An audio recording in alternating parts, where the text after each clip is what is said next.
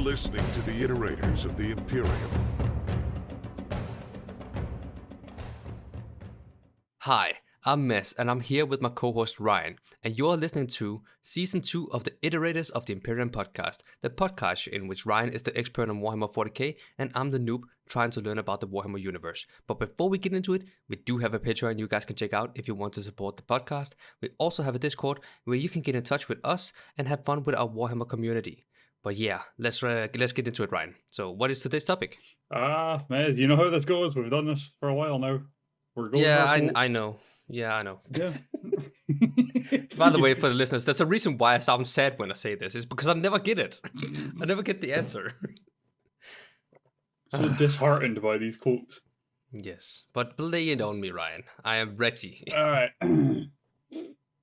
Lucky creatures, at long last you have found the tranquility of death. I was like you once, clinging to life and blind to the truth. When I uncovered the truth, I too shuddered and paled with fear. Deep in these catacombs, I was remade. Here, my brethren slumbered for eons, while the living grew like weed. My Lord knew this day would come. He had plans for us all. We would purge this world once more. So come, poor victims of life. We will grant you tranquility in these crypts. Kronos will be a tomb world once more. That is the best reading of one of these quotes I've ever done. Yeah, I like it. You put effort into it. I like did. it. I tried. I thought I should amp it up a bit for you, you know? Yeah, but hey, okay. So there's some stuff that I noticed, right? Right? It's somebody talking like they are a deity themselves. Right. Yeah, that's fair, yeah. But I don't reckon it's one of the Chaos Gods. Right. Okay. Right track so far. Yes. But that's about what I have. but it's an important character, apparently. Like, I can hear that in the way. Obviously, you won't quote less characters. You know, you want like the big figures in different arcs. Yeah. But I'm not too sure who this could be. It's definitely someone who regards himself as like a high. What do you say, Ryan? What do we say?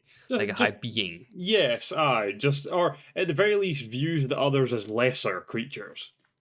Who would do that?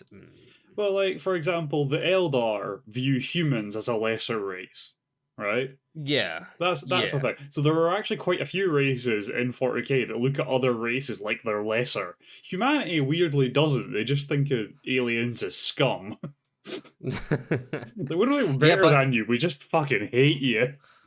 Yeah, but in this situation, we're talking about a snob. Exactly. I think that type of mentality comes with age, because like the Eldar view the humanity as lesser, but they're also like children to them because they've been around for so much longer than them, you know? Yeah. So I think age gives you that kind of mentality towards things. So is someone a race that gets very, very old? Or a race that has existed since long before the others. I don't know why I'm thinking in the way of some Necrons or some shit. Oh! Wait, what? You got it. Is that right? It's fucking Necrons. All right, let's go. I know they're old. Well, yeah, I know oldest living race. Well, yeah. Living is questionable, but they have some problems.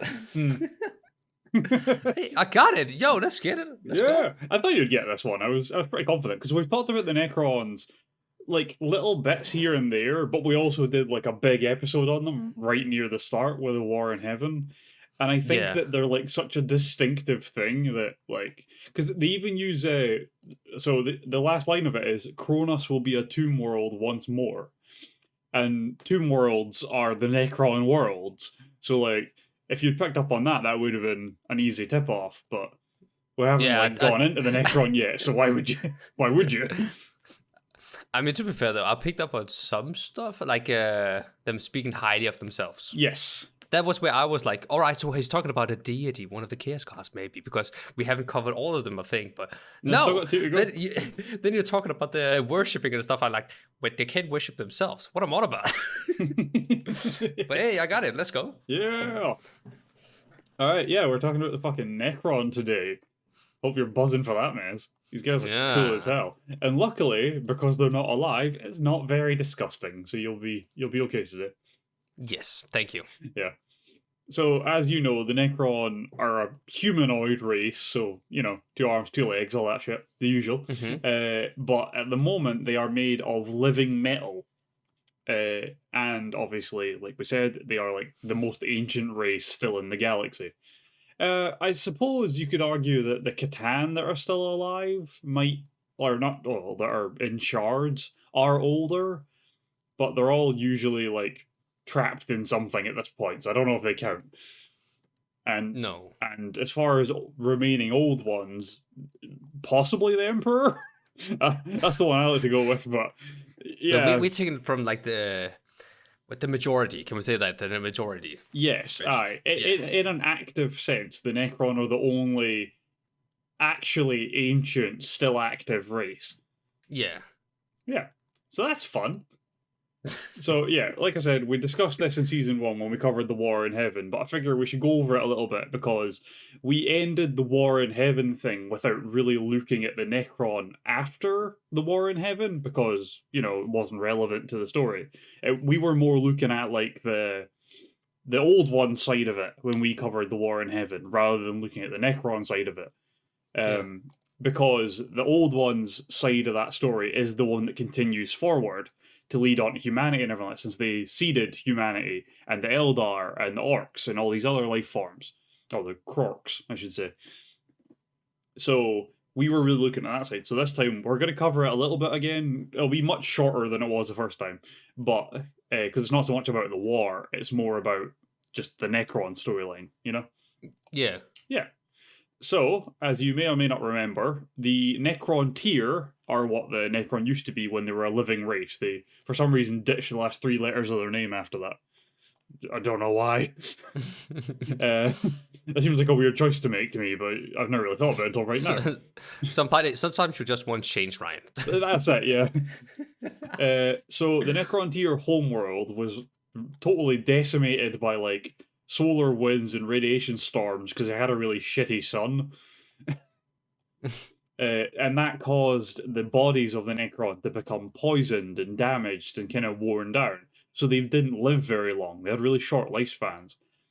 But they were incredibly technologically advanced, but they couldn't really do anything about their damaged bodies because it was like, on a genetic level, it had wrecked them. So the whole species was always going to have these issues. But if they were able to get away from their sun, there's a chance they would be able to like breed it out basically over time. So they were also incredibly technologically advanced and used their technology to start conquering other planets so they could get away from their shitty homeworld sun. And sometime around this point, when they were out conquering planets and things like that, they met the Old Ones. And they asked the Old Ones to teach them the secret to long life, because Old Ones were functionally immortal as far as we know. So they were like, look, teach us how to do this. Give us your secret. We'll trade whatever you want for it. And the Old Ones basically just went, nah, we're good. And just left. Yeah. Just abandoned them to their nonsense. So around this point, though, the dynasties that make up the different factions within the Necron society got into like wars to try and take over, right? It's called the War of Secession. And it was genuinely just a civil war between between Necron dynasties, and it was basically tearing the race apart from the inside, while they were already being torn apart from the inside by disease and stuff like that. So the Triarch, which is the governing body for the Necrons, right? These are like the High Council kind of people. The only person above them is the Silent King, by the way, who is just the king of the Necrons. But the Triarch were like, look, we need to figure out how to get everyone on the same page, but there's nothing everyone feels strong enough about to unify us. So what we need is an outside threat to unify everyone. So we need an enemy that's of a large enough scale that we can be like, they're the problem, and turn everyone against them and get everyone on the same page here. So they used the Old Ones because they were still kind of effed off about them not helping out. So they turned the entire Necron race against the old ones and started the war in heaven. Yeah. Telling you now, everything happened to them entirely their own fault. But that aside, so War in Heaven begins. It is the bloodiest war that the galaxy has ever seen. Right? And that's like even up to like the 42nd millennia, nothing has been even close to the War in Heaven's level of like destruction. They were like Wait, what? Yeah, they were like taking out suns and everything. It was like whole star systems were wiped clean and everything. It was nuts. I mean, you have told me it was a massacre, or massacre, but like, Massacre. massacre. I That's can't the say one. that. I'm sorry. I'm sorry, but I didn't know it was that bad. Yeah, oh yeah, bloodiest war ever seen in the galaxy. Huh. Yeah. Like, insane. Because you gotta remember that current day, right, the Necron are like a fraction of the number of them that there were back then, obviously, because that was the heyday for their empire. That was when they were like at their highest, right, at their peak. Yeah. And now, obviously, just a fraction of them still survive. But if they all woke up at once from their great or from their long sleep, or what you want to call it, from their cryostasis, they would match humanity in numbers, except every one of them is a warrior, and that's not the case with humanity. No. Right? And humanity is in the trillions per planet half the time. So imagine how many Necron tier there were before the War in Heaven. Oh, and God. And a fraction surviving is enough to match humanity's numbers now. Right? Yeah. That's the level of bloodshed we're talking about here. Yep. Right? That's a whole nother level. Yeah. So, the Necrons found something during this war, right? They were kind of getting their asses kicked, by the way. The Necron tier were pretty bad at fighting the old ones in a lot of ways. But they found something during this time. They found an entity, a bodiless entity, I should say, eating energy from a star. So this was the Catan, which we have mentioned before, the star gods. So they worked with the Catans, and they built them bodies out of the living metal, and then the Catan joined the war against the old ones on the side of the Necron, obviously. And then a Catan known as Mefit Ran approached Sarzek. Wait, no. Hold on, how do you pronounce this? I always pronounce it wrong, give me a second. Oh, don't ask me. I don't know how to pronounce massacre. Right, sorry. Massacre. Yeah. So, a Catan known as Mefitran approached the Silent King, Zarek, with an offer of immortality with no price, right? He put it across like it was like, look, we're on the same side in this war. We need everyone alive for as long as possible. So we'll teach you how to make your entire race immortal so that we can win this war. So the Silent King, he's like, look, we need to think about this. I can't make this decision for everyone. So he goes to the High Council and is like, look, this is the deal we've been offered, right? Mm-hmm. And for a year, they debate this. And everyone is in agreement except for one person. Only one person argues against it. So in the end, they agree because only one person's against this. So everyone else is for it. Let's do it. Thus, biofurnaces were built, right? And all of the Necron tier were forced into the biofurnaces, like cattle. Oh.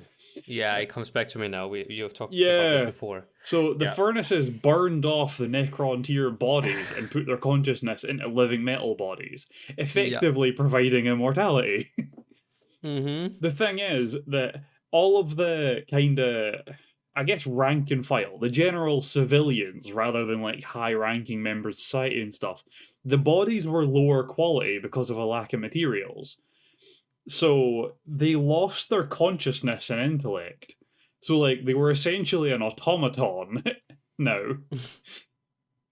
But the thing is, when they burned off the bodies and everything, the Catan were just there devouring the life force and souls of the Necron tier as they were burned. Which powered up the Catan massively, because it was just a huge meal to gorge themselves on. Mm-hmm. Now, the Silent King then realised the mistake he had made, because he realized that they had lost their souls in the process, and that they had basically been duped by Mifit Ran, which, by the way, it translates as the Deceiver. His name translates as the Deceiver. I love that. I don't know if that's like the Necron call him that, and that's the translation, or if it's like his name was the Deceiver the whole time, and just no one decided to doubt him. I think it's the first option. Yeah, Otherwise, I think it would so be too. very stupid. I think it's a story. Them telling the story, they're definitely going for option 2. Yeah, that's fair, actually, yeah. Anyone you could ask that was around at the time is definitely claiming it's the second option. Yep. Yeah. So, because of his realization of the betrayal that they had suffered, the Silent King basically just started to hate the Catan, and it started to grow rapidly. But they were still at a point where we're in a war. We need to win first, then I'll deal with these guys, because they're on my side at the moment, you know? Mm-hmm. So the second part of the War in Heaven begins with the Necron and the Catan fighting side by side. They were able to push the Old Ones to the brink of extinction, which led to the Old Ones seeding life with strong links to the Warp. So, like, the Eldar and the Orcs and stuff like that. They went out of their way to make ones like that had stronger links to the Warp, because the Warp was like an anathema to the Catan, so it was like a weakness to them. So it's the only way you could really fight them effectively. So they started doing that, and the Eldar obviously joined the side of the Old Ones and gave them a bit more of a fighting chance. But then there's a Catan known as the Burning One, I believe it is, or the Burned One, who showed them the way to break into the webways. So they were able to attack the Old Ones in their safe zone, in their like fortresses, and that really put them on the back foot. And then at the same time, because of the war and them using the warp the way they were and everything like that, the first kind of malicious warp entities started to spawn, and they also started fighting the Old Ones. So they really just got ground down from every angle until they were essentially just broken and scattered, and the Old Ones were basically no more. At this point, the Silent King has been plotting his, like, revenge against the Catan the entire time, just waiting for the right opportunity. And once the Old Ones are defeated, because of the long scale, like the long warfare on such a large scale, he sees this is the time when the Catan are at their weakest. You know, they're tired, they've used up their energy fighting. So they attack. The Necron turn on the Catan. But because their bodies are living metal and they are essentially star gods, you can't just kill them, but they can shatter their bodies with enough damage into shards, which basically makes them able to be used rather than being able to do very much. Yeah. And thus the Necron started using Catan shards for stuff. I'm pretty sure a shard of the Burned One, or the Burning One, is in the Silent King's like flagship. It's like in his personal transport. They just use that to power it, basically. It's a good energy source, Ryan. Come on. It is, yeah. There's a bunch of them like that that are really funny. There's a thing where the Mechanicus may actually be worshipping a shard of one of the Catan. What? Yeah, that's a whole thing. And there was one found on a planet that Trazen the Infinite tried to he went to this planet because something weird was going on, and he found the shard after like a big war took place over it, and then he just took it back, so it's just a shard of one of them sitting in his vault now. Of course, but yeah. Yo, I have a question, Ryan. Yeah. Hypothetically, this is a noob speaking, by the way. Could you use a Catan shard to charge your phone? Probably, yeah. You need to like install a USB port, but yeah, you'd be good. I suppose wireless charging. Yeah, you'd be fine. Yeah. I mean, to be fair, how strong they are, they could charge the world. Come on, let's go. I saw this picture a few weeks ago, and it's some guy he's got like a power cable that like plugs into a wall, and then he's cut it like midway, like half, like just a bit way along, and then he's joined on a like a USB charging cable straight onto like a wall socket plug.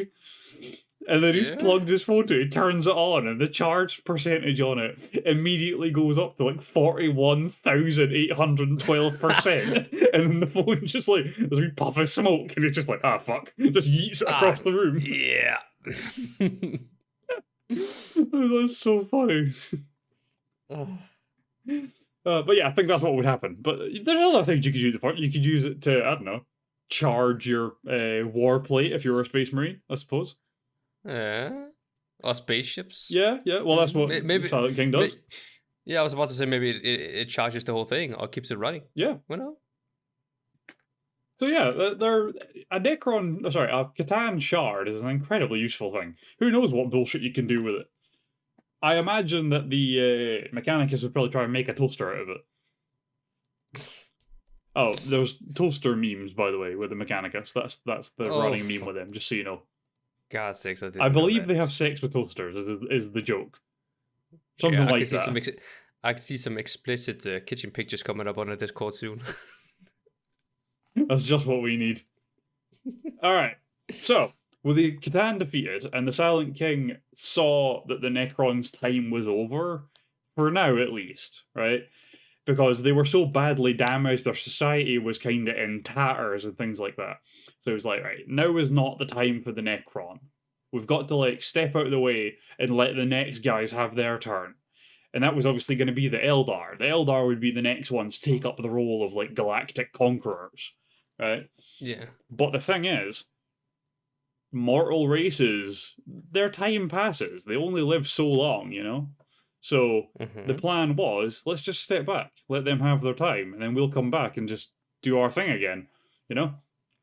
So yeah, they can outlive everything, so... That's exactly it, yeah, we may as well just take our time.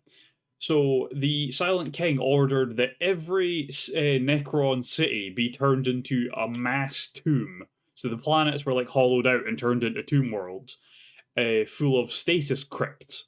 So it is just a stasis tube, it just holds you in suspended animation. Yeah. And they would stay there, they would sleep for 60 million years. Every member of the Necron race for 60 million years in planets hollowed out into tomb worlds all across the galaxy. Now, after he ordered this, the Silent King then destroyed the command codes, which were... It was essentially codes that allowed him to control the entire Necron race at once as, like, an automaton army. So he got rid of that, so they all had free will again, basically. And he also chose not to sleep, but instead to wander the universe in a form of, like, penance. Like, I don't deserve to sleep because I did this to them, kind of thing. Yeah. Now, we skip forward, I assume about 60 million years, to the year 744 of Millennia 41. Right? The Silent King returned from the Intergalactic Void because he met the Tyranids in the space between galaxies. Oh. Right? And he realised what a threat they were. So he decided now was the time to awaken the Necron. His people need to come back now, because these things are bastards. Mm-hmm.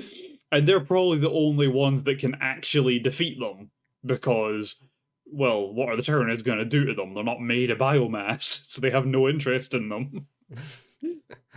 So he starts a journey across the galaxy to awaken the Tomb Worlds.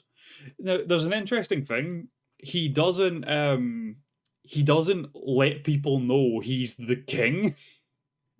I don't know why exactly. I don't know what his reasoning is behind it, but he basically like manipulates things from the shadows. He has like his Praetorian guard, like his honor guard, go and do stuff for him, and he like manipulates like the lower lords of society and stuff to achieve his goals. Because for some reason he doesn't want to like announce that he's the king and like let people know. I assume there's a good reason behind it. I just don't know what it is. Maybe he's tired of the spotlight, Ryan. Who knows? Well, so part of what I think he basically doesn't want to be the king anymore. Or he doesn't want people looking at him as if he's the king anymore because of what he did. Yeah. Exactly, yeah. So I think he's basically just resigned himself to, I don't deserve to be their king. So if I turn up and I'm like, well, I'm the king and I'm trying to fix everything now, well, is that his right anymore? Does he have any right to be the one trying to fix things? Yeah. But so I think he's trying to do it without ever actually being the king, if you get what I mean. I think that's the idea behind it, but I don't know for sure. I do actually like that. Like, he made the fuck up, so he he takes the responsibility of it. Oh well. Yes. I mean, he kind of hides away from it, In a sense, yeah. Which might not be the right way to do it, but I do like the accountability. Yeah, it seems like he's trying to put things right without, like, gaining any kind of praise for his actions. If you do it from the shadows and you get, like, all the Tomb Worlds awakened again and defeat the Tyranids and take the galaxy back, all without anyone knowing you're the king and just manipulating people to do it, well, then I guess you can say you have, fixed the issue you caused, but also you were never, like, worshipped for it or praised for it or anything. So yeah, exactly. I suppose that's the mentality behind it, but it could be something totally different. Maybe he's just bored. It's like somebody who does it like an anonymous donation. I want to do good, but I don't want to be praised for it. Yeah, that's basically the way I'm thinking about him. So interestingly, some Tomb Worlds had already awoken on their own, because they didn't all wake up at the same time. Some of them can't wake up. Some of them woke up early for whatever reason. Like, for example, what if a random, I don't know, conquesting crew of humans finds the actual tombs and accidentally wakes them up? That's a thing that can happen. So then you've got a planet of Necron that are back alive, but it's like 400 years too early. Shit like that. So that kind of stuff happens. Or defects. If the planet goes through some kind of turmoil and the systems are damaged, they might never wake up. Or they might wake up instantly. Stuff like that. So some of them have woken up at different times than others, which is interesting. So there's already a few awake that haven't been awoken by the Silent King. Yeah. So at the moment, there are actually a few leaders, like actual Necron leaders, that are already at large. So you've got people like Anrakar. Oh, no. Anrakir? The Traveler, who is currently basically waging a crusade across the galaxy. You've got Imhotep the Stormlord, and you've got Nemesis Setic, who he's quite a recent one. He turned up a little bit after the Fall Acadia stuff, because he's involved in Ahriman's storyline, who is one of we've mentioned Ahriman in the past, actually. Yeah, we mentioned him in the Nonsense episode. But they accidentally find Setek, the actual leader of his entire dynasty, and lead him back to his own people and let him free them by accident. So, there's a few of them that are around and doing shit now, which is cool. But you've also got big characters like Trajan the Infinite and the Silent King himself, who are all rolling around. So there is quite an array of Necron roaming the galaxy now. Yeah. And interestingly, with the formation of the Great Rift, so, the tear in the galaxy caused by the Fall Acadia, the Necron have begun to kind of accelerate their plans and have now set up a thing called the Pariah Nexus, right? There's like a whole section of space that they have set up their Blackstone pylons all over. So there's just like a whole nexus in space that doesn't have a link to the warp anymore. Oh. Yeah.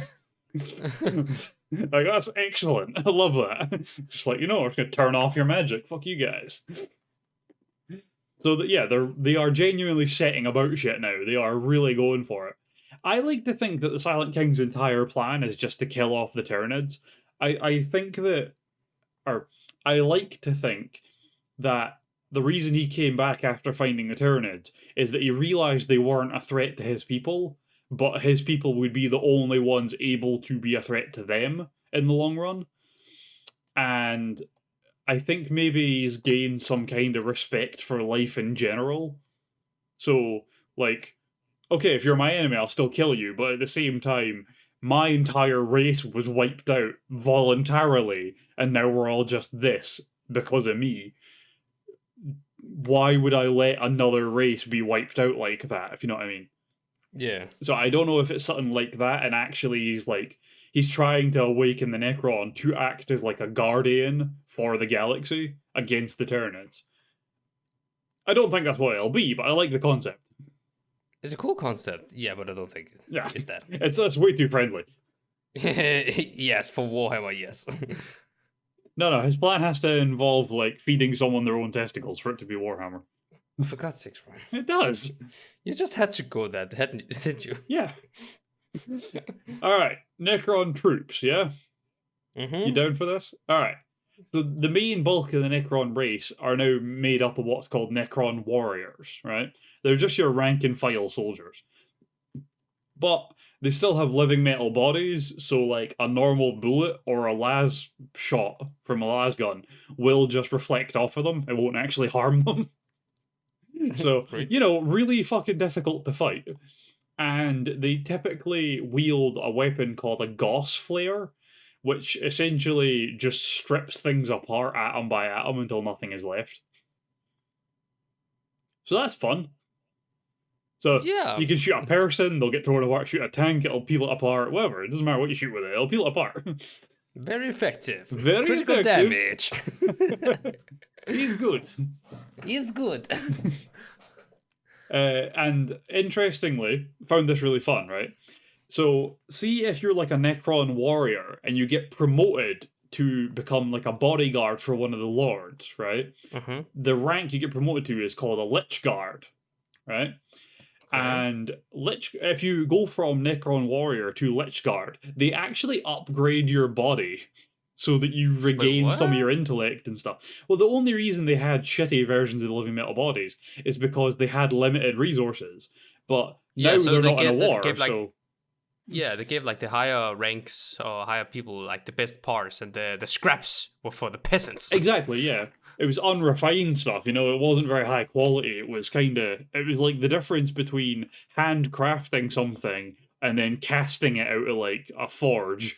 So you're like, yeah, these ones are all exactly the same and they're all like vaguely shit. But they'll do for like Joe the fucking pencil sharpener. I don't know what jobs they had. Maybe sharpening pencils the whole thing. Yeah, aye. So if you get promoted to Lich Guard, your body gets upgraded to suit. Great. So that's fun, which I found cool. Lich Guards, just for the sake of explaining, because we're already here, are just immensely powerful warriors because their bodies are quite high quality compared to the standard. They wield a war scythe typically, which is kind of like a halberd. It's like a pole arm with a blade at the end. But it has, like in every melee weapon in 40k, it has like an energy field around it that makes it able to cut through fucking anything. So it can cut through tanks and stuff. Yeah. But because of the same energy field, it's also almost indestructible. So that's fun. They're cool guys. Yeah. But some of the Lich Guard choose to carry hyper swords and dispersion shields, which is a really cool concept because they kind of look like proper old school Roman warriors. So with like a sword and a tower shield, it really fits the bill. But the sword, now this one bewilders me. Apparently it's an energy blade which vibrates across dimensions, allowing it to cut through basically anything. And I'm like, what the hell does that possibly mean? Wait, what? Can you repeat that? It's an energy blade which vibrates across dimensions. Yes. I can't fathom what that possibly entails. I mean, I was just looking about water bottle. I'm like, could I cut through that? Yes, through that dimension. What does it mean, Ryan? Why is it so overpowered? I don't know. I'm not even sure if it is. It might just be nonsense. So that confuses me, but apparently that's what that does. And the dispersion shield they carry with it has the ability to project a force field to like protect from like explosions and incoming fire and stuff. So very handy combo. Next we have the Immortals. So Immortals are essentially just used as shock troops, and they carry kind of heavier Gauss weapons or like Tesla carbines. A Tesla weapon is just a weapon that fires electric arcs through enemies. So you'll shoot one with like a lightning bolt, and then it'll just strike to the next guy, and the next guy, and the next guy. So you can take down like a whole squad with just one blast, because it'll just ride through them all, electrocuting them. Yeah, that's kind of cool. But I have a question for that. Is that inspired by real life? Well, not, the effect of the gun or the weapon. I mean, like in terms of like electric and Tesla. Yes, aye, absolutely is, yeah. Because And it's like I'm a not Tesla. talking about Elon. I'm not talking about Elon and his Tesla. I'm No. literally talking about the Tesla coil. From, Yeah, Nikola Tesla. Yes, exactly. Yeah, aye. Who, by the way, is possibly one of the coolest people from history. Yeah, he fell in love with a pigeon, apparently. Oh, interesting. He was titled the man that invented the 21st century. I mean, well deserved. Yeah. He didn't get credit for his for what he did. No, he To really be fair, didn't. though, he did end up like I said, falling in love with a pigeon and went crazy. We've so. all been there once or twice. I've What? seen some beautiful pigeons in my day. Wait till you come to Scotland, you'll see. Our pigeons are special. All right, gotta stay away from that place. Moving on rapidly. Necron Lords. So All right, let's go. Necron Lords are leaders, but they're under the Overlord. The Overlord is like the ruler of that entire section of the society. So your lords are like it's like a captain under a general, I guess, for lack of a better term. Huh. Yeah, or like a first captain under a Primarch. That's a good way to talk about it, right? So it's like, highest rank you can get without being the one in charge. So, but a Necron Lord would still rule planets, even though an Overlord rules that whole sector or whatever. So they actually did hold quite a bit of power politically as well as like everything else. And they also just led armies into battle because it was their army basically. And their bodies are of like basically the highest quality you can get, short of like the Silent King and stuff like that. They are incredible quality. And they typically wield a staff of light, which is it's kind of like a spear, right? So it's similar to the spear or to the halberd type ones that the Lich Guard have, but it draws energy from around them, just from the air around them and stuff like that, and unleashes it as bolts of lightning. And interestingly, because it's drawing energy from around it, obviously the most, I guess, apparent form of energy that's just generally surrounding things is heat, because that's, everything vibrates. So because this thing is absorbing energy from around them, which could be light, heat, whatever, it will absorb all the heat around the wielder, meaning that the area around them is as cold as physically possible. So if a human were to charge one of the Necron Lords, as soon as they got close enough, they would freeze solid, and then they can just be shattered by getting hit with a staff of light. Yeah, which is really cool. It sounds like a sphere or like a atmosphere of like liquid nitrogen. Yeah, although it's much worse than that, honestly. Yeah, times 1,000, times 1,000. Something like that, yeah. Yeah. So that's a pretty cool concept to me. I liked that detail of it. That it actually, well, that's the thing, right? The Necrons don't have any link to the warp at all, right? So they essentially use science as magic. So I love that there is actually like a physics basis in a lot of what the rules are for them. I really enjoy it. So stuff like the reason it makes it cold is absorbing energy. So I just found it interesting. I found it cool. I like the way that they've handled the Necron. They've really dodged all the magic shit really well. Yeah. Yeah. Also, Necron Lords typically carry what's called a Resurrection Orb, which, when activated, will cause all the destroyed Necron around them to form back together and begin fighting again. Ooh. Yeah.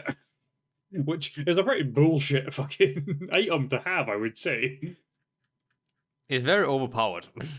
Yeah, I don't know if it's like a one-time use or not, though. If it's a one-time use, I suppose you could deal with that, but if it's like infinite, I mean, how do you win? You can't. Yeah. And then we have the Overlords. So the Overlords are the ruling class, so they lead their entire faction and things like that. And obviously, highest quality of bodies possible, just like the Silent King. And they also carry Staffs of Light, because Staffs of Lights are cool. Yeah. Yeah. So there is another type of unit that I wanted to mention, but I gave them their own section on their own, because you're going to like this. They're cool. The Cryptex. Right, so these are a high class of Necron as well, right? They're up there with like the Lords and the Overlords. They're up in that area, right? And the Cryptex are techno sorcerers. Right? Their tech is so advanced that it is essentially magic.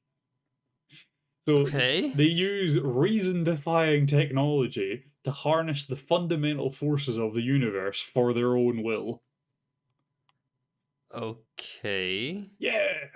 So much like how the Mechanicus all like study one area, the Cryptex typically follow one particular school of study as well. So Yeah. I'm gonna let you know what the different or what some of the different schools are.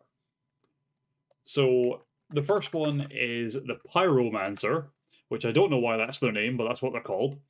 Because they are masters of psychological warfare. Apparently, they can cause madness in enemy troops, but also have the ability to dematerialize and rematerialize their troops at will. Okay. Yeah, fuck knows how that happens, but yeah, crazy bastards. Don't want to fight that. The Plasmancers are pretty cool. They are masters of raw energy. Basically, they can just kamehameha things. Like, I'm not even kidding. It's just straight up, like, they just produce a little ball of energy, yeet it, and then an atom bomb explosion goes off. Yeah. I do like you put it into Dragon Ball terms as It, well. it Thank you, seems like Ryan. the right way to appeal to you, you know? Yeah. I like that. Thank you. Then we have the Chronomancers. As you might assume, they are masters of time, so they can like slow down a pocket of time around their enemy, so that their enemy is just moving really slow, and they can just be like, "I'll just walk out the way," stuff like that. Yeah. Yeah, so they're fun. Uh, Also, for some reason, they also seem to have a sense of like the future in a way. Not, I don't know if it's like long term or short term, but they also apparently have like a bit of a sense of the future, which is cool. And because of that, there's like a subcategory of chronomancers, which are astromancers, which use the stars to see the future. Mm. It's quite cool. Yeah. We've got geomancers. They can change one material to another, like alchemy. They, Full Metal Alchemist. I've heard about it. Ah, Yeah. never mind then. Basically, they can like transmute one material into another. So they could turn stone into glass. They could change like the armor plating of an enemy into something really brittle and weak, or something really flammable and set it on fire and chill it. Like that. That's the kind of thing they can do. Oh, Uh, okay. but they also have the ability to cause earthquakes and things like that, and other seismic activity. So that's fun. Ethermancers have the ability to manipulate weather, so they can like make storms and floods and shit. It's probably like the least cool like one of all of these, to be honest with you. Yeah. Yeah. Voidmancers are masters of space and black holes. No idea what the hell they can do. Nope. I can't wait to find out though. Dimensionalists are masters of alternate dimensions and gateways to them and back. So they can build little, like pocket dimensions and things like that, which are fun. Yeah. And I'll be honest with you, there's probably a billion more of these. But these are some of the ones that I found that were the coolest that I thought I would tell you about. The Chronomancer is absolutely my favorite, to be honest. Yeah. Yeah. But the Plasmancer and his Kamehameha is also quite fun. I liked it the best. Yeah, I thought you would. Right. So usually this is the kind of point where we would go on to like notable characters from this group, but there's one random section I want to tell you about first. And that is Okay. the Flare virus. I've mentioned the flayed ones before, but I'm going to explain it properly now. So Okay. it's a virus that comes from Landu Gor, which is a Catan known as the Flare, right? In his final moments before his destruction by the Necrons, he cursed the Betrayers, right? It said that once infected with the Flare virus, a Necron will begin hearing Landu Gor's final words to those who betrayed him. And the right, so I've got the final words here. So they'll begin hearing this in their head all the time, always, as Landu Gor speaking it. Okay. To those who are faithless and wretched in their jealousies, to those who have denied us, To those who have denied me, I will wreak vengeance. I will wrench your souls and break your bones. I will cast hunger through your accursed existence. Down the eons you will not forget. I will grant you this gift from love turned aside and make you like me, break you in my image as you have broken me. I shall cast the fear of myself into you and all your kind. I am Landu Gore. I am the hunger. I am the flare. And from this moment, you shall be too. Ooh, that badass. Fuck yeah! Yes. So, Y- soon after they start hearing that, they will be consumed by the virus, causing them to hunger for blood and gore. And Oh. once they are consumed, they will be drawn by the smell of blood.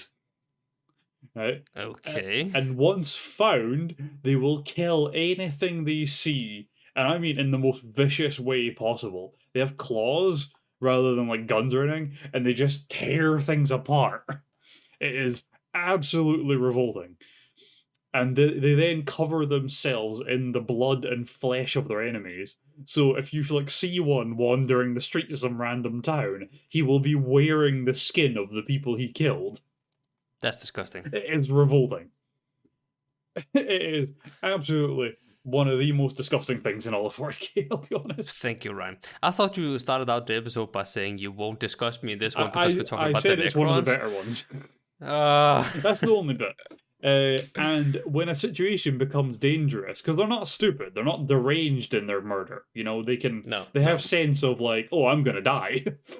So when a situation gets like that, they use their claws to tear open a rift in space and time and escape back into the flare dimension, a pocket dimension only they have access to.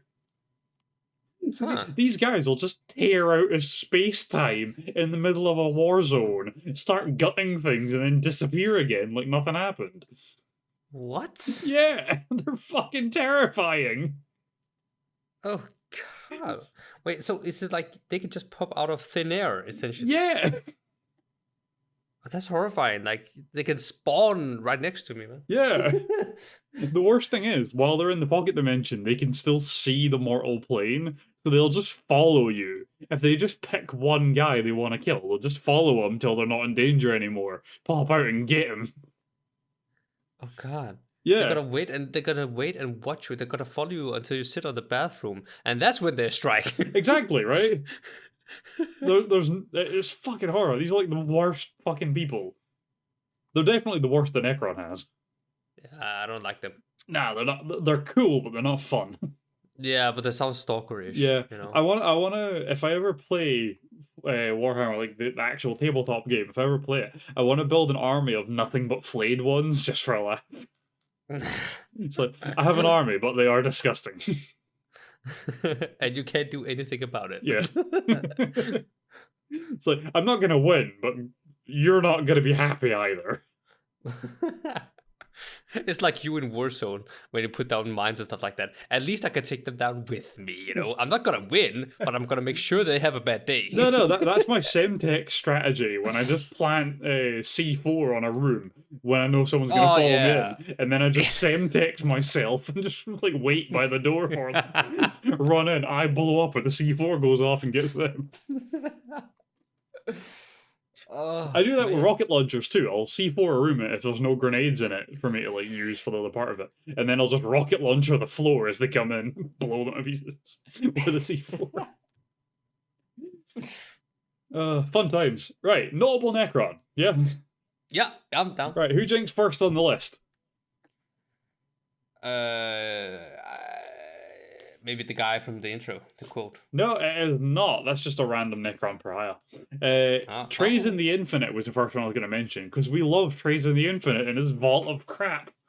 You know what? I'm going to find a list of the crap in his vault for you. Oh, you have told me about some stuff before. Yeah, but the thing is, when we covered it, I don't think we had covered very much stuff. So I think it might be a good idea to mention some of the things so that, you know, because you'll understand a bit more of it now. Yeah. So just for the sake of the episode. So Trazen the Infinite is a Necron lord who has a, I want to say, fetish for collecting things and keeping them in his vault.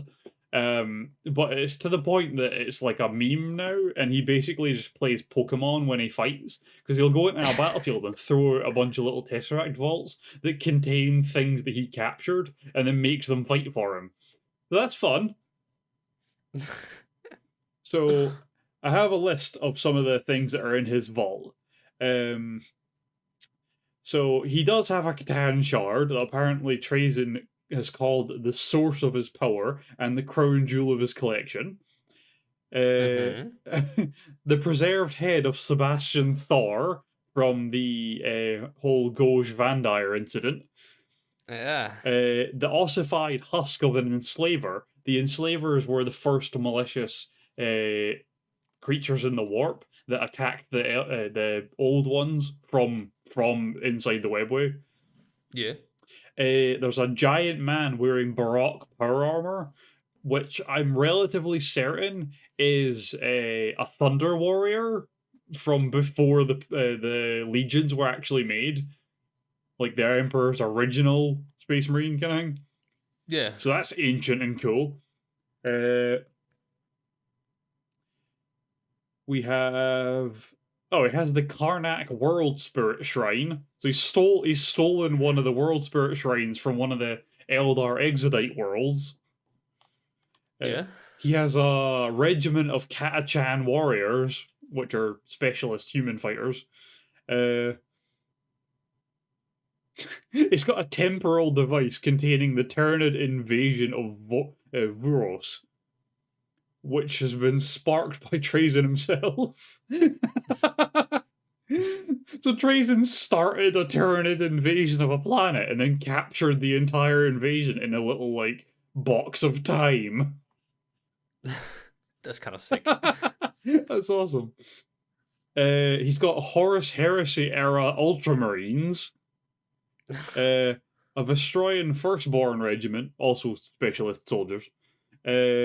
Lost Tanith Regiment. The Tanith Regiments are specialized snipers, so they're like incredible. Salamanders that were thought lost during the Clovian disaster. I don't know what the Clovian disaster is, but... So he's got salamanders in there. He's got a custodes. He's got one of the fucking Emperor's custodians. That's awesome. I think the question is, Ryan, what doesn't he have? Like that's a fair point. He has a troop of Harlequins. Oh my god. He's got a Krork in power armor, more advanced than Astartes. What the hell? So Krorks are the progenitor race for the orcs, so they're like 12 foot tall as standard. He's got a massive stock of uncorrupted Emperor's Children gene seed and a perfect clone of Fulgrim. No. I want to know if it's Demon Fulgrim or normal Fulgrim. Surely demon, right? I don't know. I don't know if... Because Fabius Bile's the one that made him, right? Fabius Bile is an Emperor's Children medic who has been experimenting on them and mutating them and stuff, adding in alien parts and things like that. It was a big thing during the Horus Heresy. But he made the clones later on, and obviously traded this one to Trazen for his life. But yeah, he was the one that made the clone of Horus, remember, for pissing off Abaddon. Yeah. Yeah. So he cloned all of them, apparently, at some point or another. But I would guess that he can't clone them with the powers of the warp already in them. So I think it must be normal Fulgrim. Because, obviously, the thing that makes him a demon is one of the gods giving him some other power. And I don't know why they would do that for the clone, and I don't think that's something that Fabius Bile could, like, fake, I guess, for the sake of a clone. So I think either he's normal Fulgrim, or he looks like Demon Fulgrim, but doesn't have the demon powers. Yeah, either or. It's still pretty cool. Yeah, I would love to see, because if it's normal Fulgrim, he hates all the demons and shit, even more so than, like, the guys that are currently fighting them, because one of them duped Fulgrim out of his own body, right? So, like, because Fulgrim was possessed for ages, so there's a good chance that if there is a perfect clone of Fulgrim out there somewhere, he is so ready to kill the demon Primarch version of himself. And I would love to see that. I so badly want to see Trazen go all like savior mode again, like he did on Cadia, and just like turn up while Gilliman's fighting like demon Fulgrim and be like, "Hey, I brought you a present," and just throws out normal Fulgrim. It's like, "Have at thee!" You just have normal Fulgrim and Gilliman battle and demon Fulgrim. That'd be really fun.